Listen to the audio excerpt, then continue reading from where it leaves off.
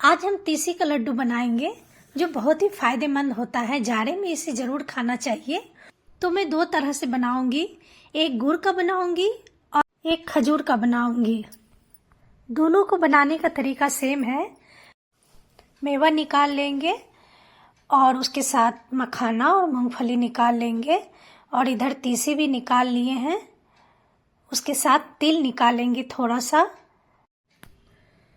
अब थोड़ा गुड़ निकाल लेंगे। गुड़ हमारा 300 ग्राम के करीब है। खजूर लेंगे 200 ग्राम। अब मूंगफली को पहले भून लेंगे, सूखा ही भूनना है हमें, और इस तरह भूनते हुए हम उसे निकाल लेंगे। और इधर मखाना भी भून लेंगे, उसको भी अलग निकाल लेंगे। अब तीसी भून लेंगे। तीसी को बहुत ही ध्यान से भूनना है। थोड़ी देर में ये चटकने की आवाज़ आने लगती है, इस तरह आप सुन रहे हैं। तो इसे ज़्यादा नहीं भूनना है और कम भी नहीं भूनना है। जैसे ही चटकने की आवाज़ आए और इसमें खुशबू आए तो इसको तुरंत निकाल के दूसरे बर्तन में डाल देंगे और ठंडा होने पे इसको पीस लेंगे। बारीक पीसना है। अब हम मूंगफली लेंगे। मूंगफली को भी हम ग्राइंडर में पीस सकते हैं, लेकिन ये ज़्यादा पीस जाता है, उससे टेस्ट इसकी अच्छी नहीं आती है। तो मैं इस तरह अगर कूट लेती हूँ तो दरदरा कूटने पे इसका टेस्ट बहुत ही अच्छा आता है। तो मखाना को भी मैं इसी तरह कूट ली हूँ और ड्राई फ्रूट्स को हल्का दरदरा पीसेंगे। थोड़ा पीसेंगे, फिर रुकेंगे, फिर थोड़ा पीसेंगे और थोड़ा रुकेंगे और सबको मिक्स कर लेंगे। अब मैं इधर खजूर ली हूँ जिसके बीज को निकाल के पीस ली हूँ, और इधर जो पिसा हुआ है सभी को मिक्स करके हम आधे से थोड़ा कम निकालेंगे और कढ़ाई में 2 चम्मच घी डालेंगे और पिसा हुआ खजूर उसमें डाल देंगे और थोड़ी देर उसको भूनेंगे। थोड़ा ढीला कर लेंगे खजूर को। उसके बाद आधा निकाला हुआ मिक्सचर को हम उसमें डाल देंगे और इस तरह हाथों से कस के मलेंगे। कस के मलते हुए इस तरह ये लड्डू तैयार कर लेंगे।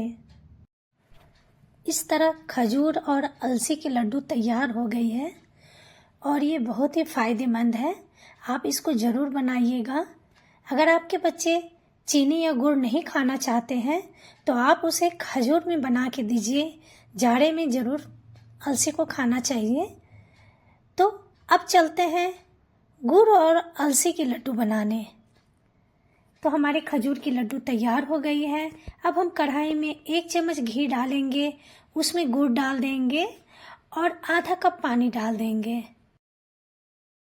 थोड़ी देर होने के बाद गुड़ के पाक को चेक कर लेंगे। इस तरह 1 चम्मच में निकालेंगे और उसका गोला बनाएंगे।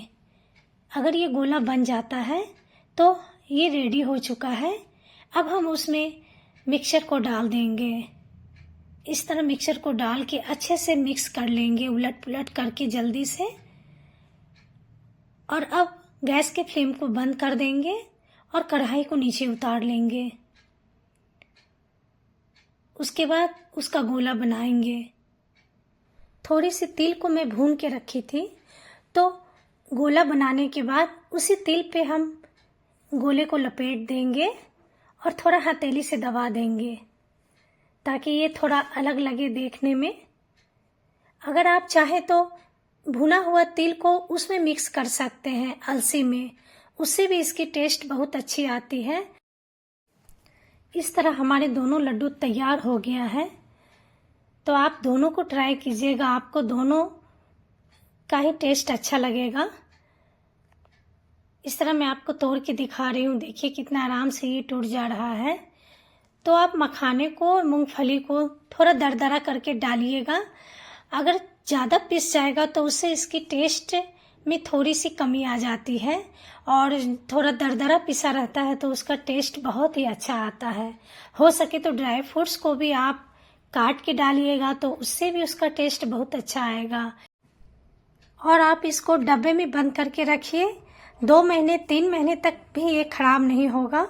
ये आराम से आप इसको खा सकते हैं। तो ये बहुत ही फायदेमंद है और इसको ज़रूर खाना चाहिए। तो आप ज़रूर ट्राई कीजिएगा। नमस्ते।